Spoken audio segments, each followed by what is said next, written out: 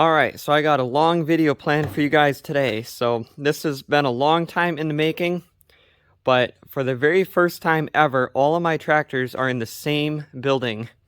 So I'm going to just kind of spin around here. So we're starting over at the wall over there, all the way around. There's even a couple in the corner over there.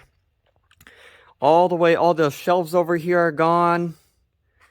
The truck that always is parked here is not in here.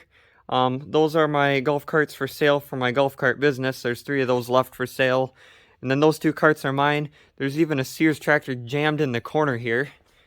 I literally jammed them in everywhere I possibly could. And then there's some along here. So yeah, there's quite a few in here. But I'm going to start at probably the shop. I'm going to go through everything. I'm even going to take you upstairs and show you up there the parts department.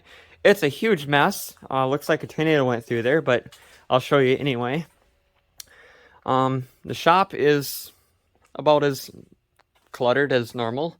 So there's my utility work cart, which is just, I guess, it's a utility work cart. There's air compressor strapped to it, so if I need to fill up any tires or whatever, that's on there.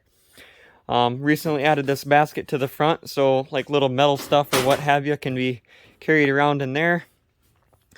My wagon is where I put all of the covers for tractors so I could do this video without them having covers on all of them. There's a couple of roller motors from that 4-wheel drive Sears tractor that didn't work out.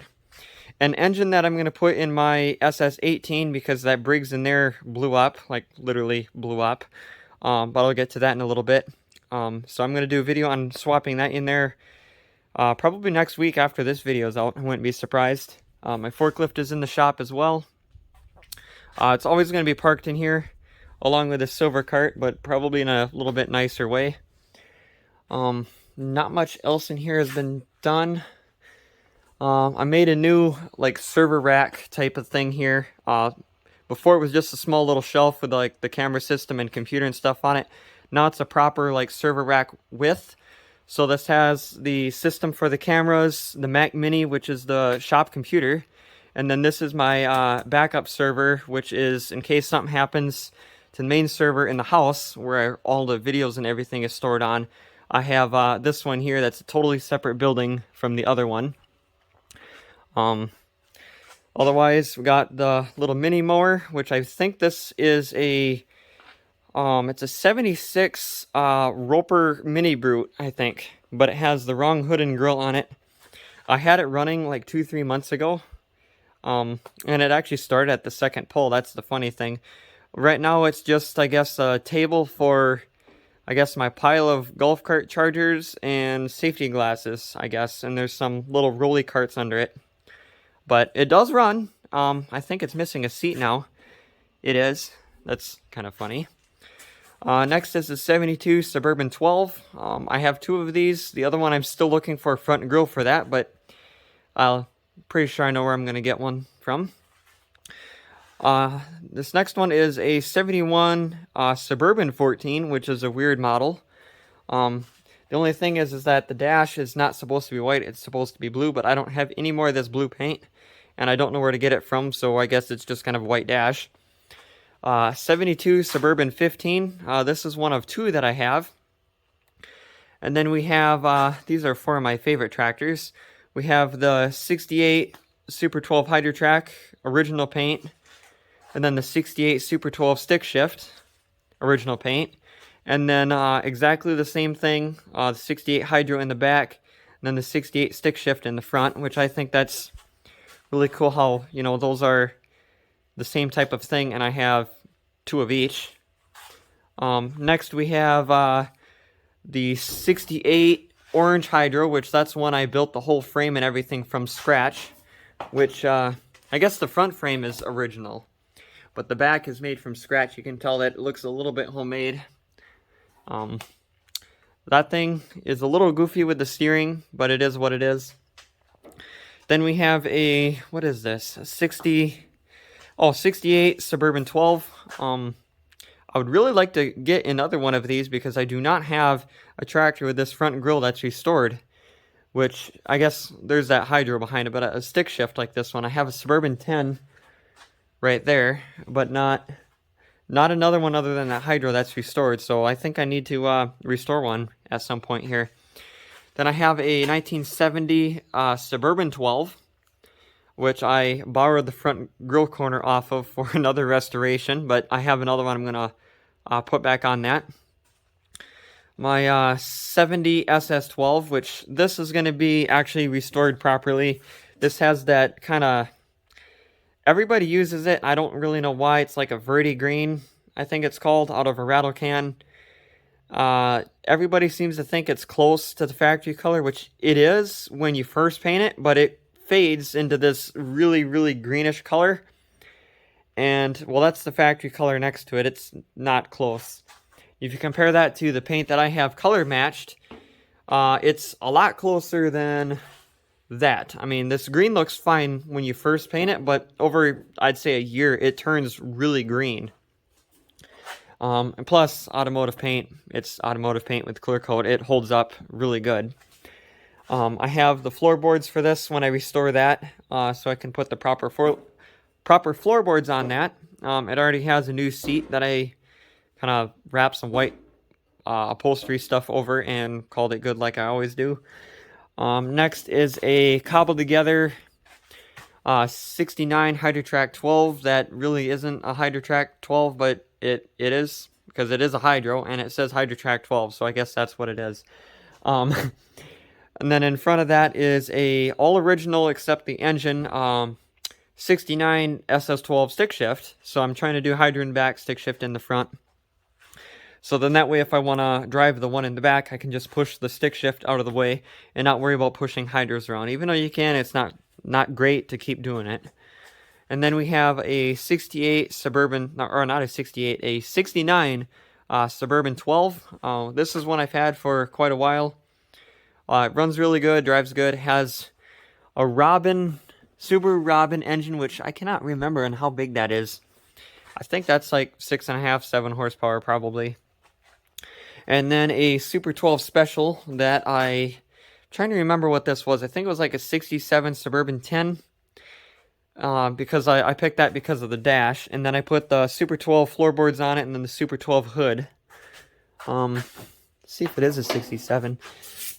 Oh, yeah, that's got to be a 67. And then it says Suburban. I'm pretty sure that's a 67.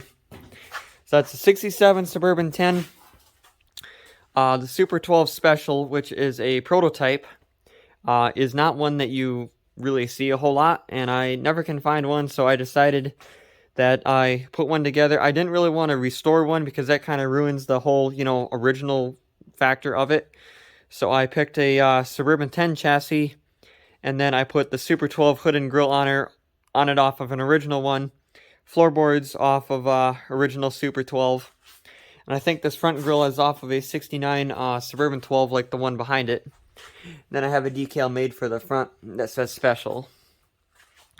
Then we have a ST10, which I don't really like the looks of the ST10, which I can kind of show you with this custom or this Roper RT8 because of the big boxy fiberglass grill. It just, to me, just looks kind of silly on there because it's such a small tractor. The big hood, it just looks kind of silly.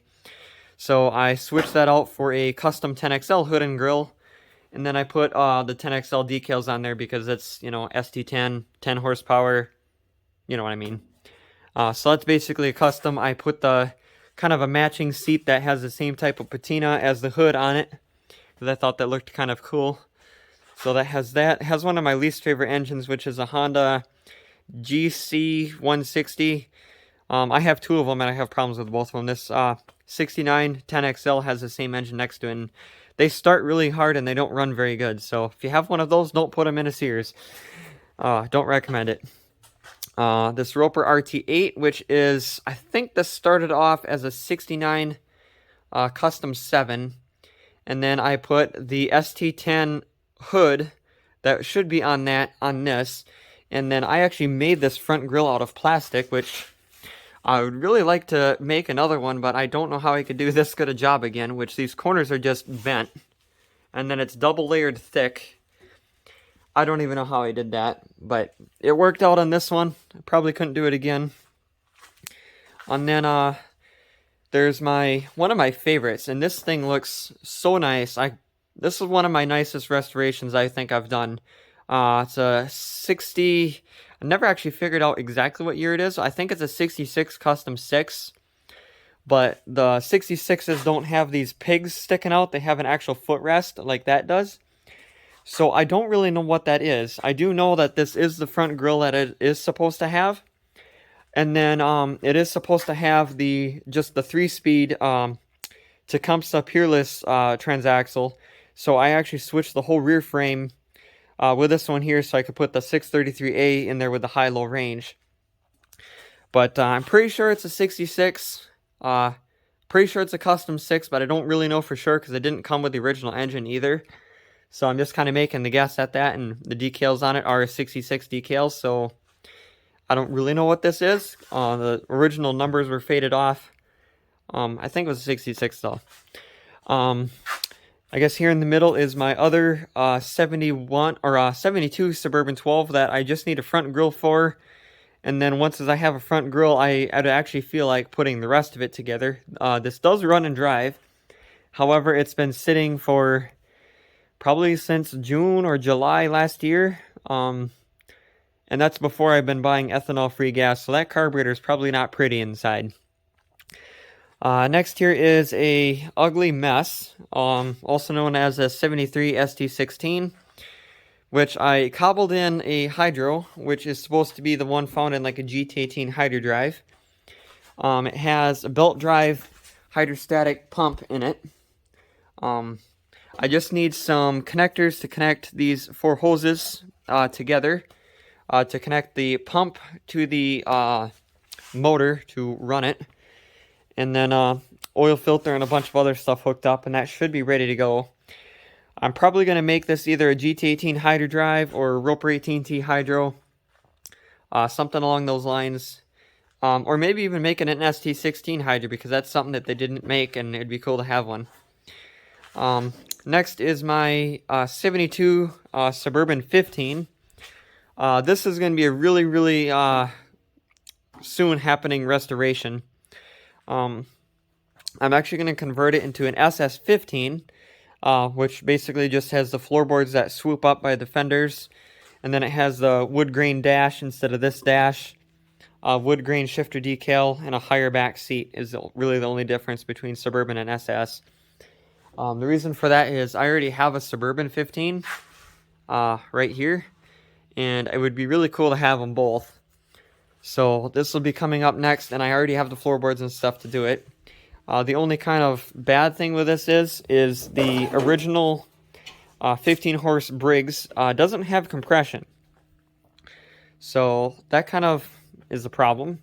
I swapped out the coil with one that doesn't require points because I'm pretty sure this required points. It did because there's a cover. So it has good spark now with this coil.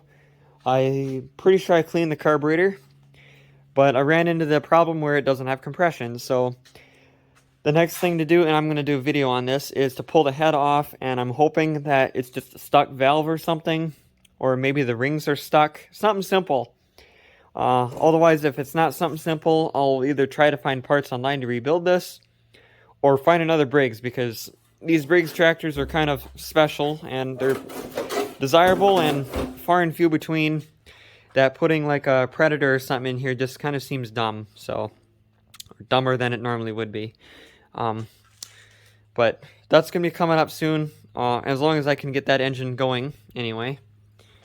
And then back in the corner here is my 73 ST12, then it's a 73 ST16, original Tecumseh, then it's my 75 ST16, then it's my, what I just got done restoring, 67 Super 12, White Dash Super 12, and then it's the mostly original 67 Super 12 Blue Dash, and then it's my restored 67 Super 12 Blue Dash, and then my SS14 1971, and then parked right next to it is the 71 Hydrotrack 14. Original Briggs engine. This thing starts like basically like you put a battery in it, make sure there's gas in it. As soon as you bump the key, it'll start right up. Seems like all of my original old engines that I have that at least run good always seem to start right up. So that's weird, but that's just kind of seems what it is. This 69 Suburban 12, original 12 horse Tecumseh, once again. This one starts right up. All you got to do is put a battery in it because I switch batteries around. I have like 1 or 2 batteries for all of these tractors. So every time I drive one, I got to switch the battery around. This thing, like I was saying, starts first bump of the key, it'll start right up. Really great running machine. This next one next to it is kind of the opposite of that. It's another 69 Suburban 12 or Super 12. Suburban 12. I was right the first time. Just like the one next to it, and then of course the one over there is the same. This has a, I don't know, it's like a Husqvarna snowblower engine type of thing cobbled together. This engine kind of sucks. It takes several pulls to get it running, but when it does start, it does run good. This thing's probably going to need a transaxle swap because it was really nasty inside. I rebuilt it. It's super loud, but I have another one I could switch out and put that in there and problem solved. 67 Suburban 10. Not much to say about that. 76 SS16. Onan. Starts first twist of the key. 70, what is that? I don't know what the, oh, 76 SS18. This has that Briggs engine that, it blew up for the 3rd time, and I am done trying to fix it because it's just going to keep blowing up. So, it blew, I believe it's the back cylinder, it blew the rod. It'll start knocking really hard, and then next thing you know, kaboom. So, I'm pretty much going to give up on that engine because it's break it, fix it, break it, fix it. I don't know what's going on with it. So I'm going to just swap the other one into it and call it a day.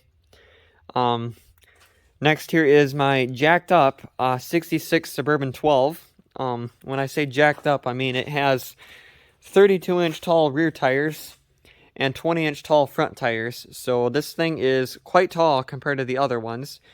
And all 4 tires are actually filled with fluid, so it weighs a lot. Has a ton of traction. Next is my 500,000 SS16 or 500,000 clone, to be exact. Original Onan, and this does not run at all. This isn't the same engine that was in it. I switched it out with a different one. The one that was in it, the rear exhaust port was stripped out. Where it threads in back here, the little pipe stripped out, and then the whole muffler fell off. The front was not in very great shape either, but that was still holding together. So that fell off, and then I forget what happened. It was kind of smoking and it was a little rattly, so I'm like, you know what, I'm going to switch it out. I have another one. So I switched it out with this Onan, and now it doesn't run at all. The other engine kind of ran poorly, sometimes better, sometimes worse. This one here doesn't run at all. So I think that's why the points cover is still off. This thing I gave up since probably July or August, and it hasn't ran since because I kind of lost interest in it, and I don't know what's going on with it. Has spark, carburetor works. I don't know. So sometime here I'll probably look at it again and figure out what's going on with it, and you never know, I could probably put a battery in it and it'll probably start right up because that's how my luck works. Next is a Roper RT13. I think that's a 76, but I could be wrong. 76 RT13. Then we have a Hydro 13, which I just swapped a different engine on it because I wanted... had a Predator 420. I wanted that for another project, so I put a 13 horsepower Honda on it. It is originally, I believe this was an ST16, so kind of like the yellow ones there. And then I swapped a Craftsman Hydro, which is from like a 90s Craftsman in it, which they do work. You can pull ground engaging attachments with them. They're not the most durable thing out there, but they do work. Just kind of try not to work it too hard type of a thing. I definitely would not put egg tires on it because that would probably, there'd there's a little coupler in there, and if you work it too hard, they're known to kind of round out. So I guess it's mainly just a show machine anyway. But the next one here is a original 77 18T. That's original, that's what it originally was. Has a Honda GX340 in it now. Another nice machine, which it's not painted the right red that it's supposed to be, but I kind of like it. It's like this maroon metallic color. And then, of course, the RT16 is right here, which this is another original one. Not as nice a paint as the other ones, but it doesn't look too bad. And then we have 79 Roper 16T, and then a 79 Roper 16T clone, which this was originally a 76 Sears SS16. This has a Briggs Vanguard V-Twin. I believe it's a 16 horsepower, so I guess that's where I got 16T from. And then my all original Roper 20T, original owning. That thing starts right up and runs great. My GT16 78. And then kind of go front to back here, the Roper 18T stick shift. And then a 70, what is this? Oh, this is my original, what it's supposed to be. 79 GT18 twin cylinder with a 18 horse Vanguard V-Twin. Those Vanguard V-Twins are probably my favorite engine to swap in a Sears. The reason for that is they fit perfectly. Kind of show you here. So there's plenty of room in front of here to like work on the engine with no need to pull the hood off. And then plenty of room in the back. The only thing is if you were to pull the spark plug out back here, good luck, because the battery tray is in the way. So if you were to do this the correct way, what you could do is take like a grinder and cut like a square out of right here. So you would just have to pull the battery to get the spark plug, which they do the same type of thing in the GT18s, like this one. They do the same type of thing here. So I was thinking, if I ever have to get to the spark plug in one of these, I would do that same type of hole here. So if you swap one of those V-Twins in, then you kind of know what you're expecting. But other than that issue, they fit nicer than anything else. And they run really good. Lots of power. And then, of course, next to the Roper 18T, there is a Roper 18T Hydro, which this is one of my favorites. Has egg tires front and back. 18 horse Vanguard, or not Vanguard, Briggs opposed twin, which those engines, well, they're good, but yet they're not. They just kind of have a tendency to burn oil and blow rods. So they're really smooth, they're quiet, but they're not the most durable thing out there. And then got the all original but restored GT18 6-speed with the original owning, and that thing starts perfect, runs perfect. Then we have the 1980 GT199, which this is a rare one. This is towards the end of production, where they quit using the N52M and went with the B48M, which is smaller, but it's also 20 horsepower because they ran out of the one. They just wanted to wrap up production, so they just bought these instead. That's a really good engine. That thing starts up. It's been running way better than it ever has recently for some reason. Probably that ethanol-free gas I've been getting. Behind it is my... Oh, this thing goes back a long ways. This was my very first ever restoration. Back in January of 2017 when I finished it. That engine I got for my 14th birthday. So this thing goes way back. It's kind of a special tractor to me. It wasn't originally a Hydro. It was originally, I think, a 73 SS16. I turned it into a GT18 because I really badly wanted a silver and black one. And then somewhere along the line, I found a Hydro, and I swapped the Hydro into there, and here it is, a GT18 Hydro drive.